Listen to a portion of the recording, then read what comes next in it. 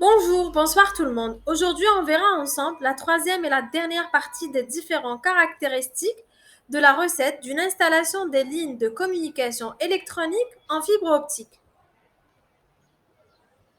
Test niveau 3, test des composants de la liaison. La réflectométrie consiste à envoyer un signal lumineux à une extrémité de la liaison et analyser à la même extrémité le signal réfléchi par l'ensemble des composants de celle-ci. La forme du signal réfléchi étant différente pour chaque type de composant, appelé aussi événement. On pourra identifier chacun d'entre eux, connecteurs, tronçons de fibres, épissures, etc. Déterminer les caractéristiques individuelles de chacun, de même que leur distance par rapport à l'extrémité dans la mesure où le temps mis par le signal réfléchi pour revenir à l'extrémité est fonction de la distance parcourue. Le signal obtenu avec la mesure par réflectomètre comporte le niveau de signal relatif en dB de l'atténuation due à l'épissure, l'atténuation due à la connexion et la réflexion en fonction de la distance. Différents tests sont effectués en fonction du segment à contrôler.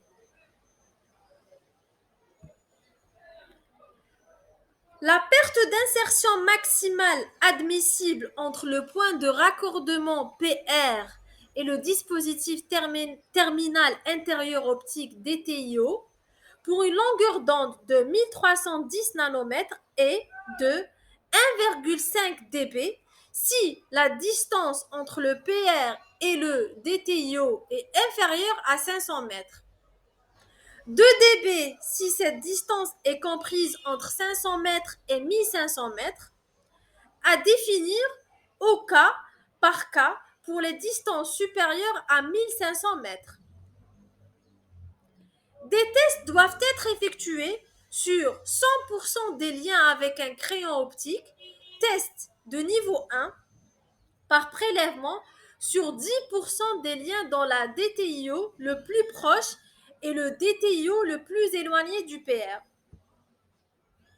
Les mesures doivent être natives de l'équipement de test, traçabilité native, et les mesures doivent être réalisées conformément au niveau 2, photomètre du guide UTE-C 15 960, chapitre 8, 2, 3. La mesure de réflectométrie dans les deux sens est préférable car la propagation n'est pas tout à fait la même dans les deux sens.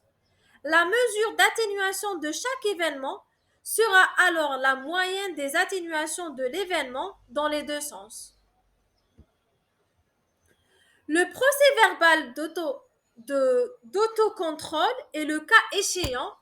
Le procès-verbal de contrôle par un organisme indépendant doit contenir les méthodes de test, les résultats obtenus, ainsi que les conditions dans lesquelles les mesures ont été effectuées. De cette façon, nous avons pu voir les différentes caractéristiques de la recette d'une installation des lignes de communication électronique en fibre optique. Je vous remercie pour votre attention et je vous donne rendez-vous pour la prochaine vidéo.